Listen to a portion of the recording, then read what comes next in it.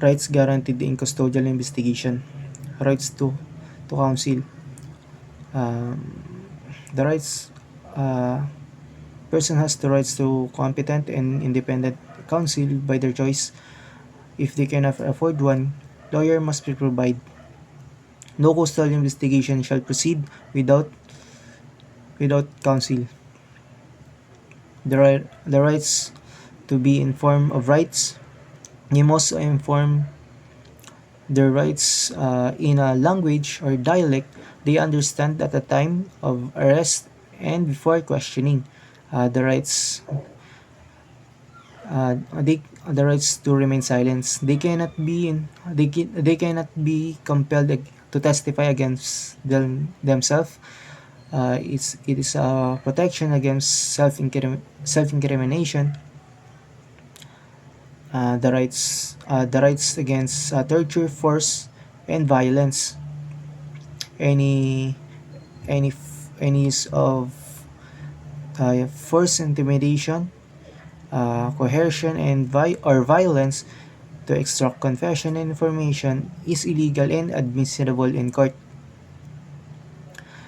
Um, Rights to confidential communication with counsel. Communication with the person and lawyer must be private and confidential. The rights to visit and confer privately. The following the following have the right to visit and confer the person is any member of immediate family, medical doctor, a priest, and a minister chosen by them or their family. NGO representative duly accredited by law. The rights to notify family or friends. The person has the rights to their family,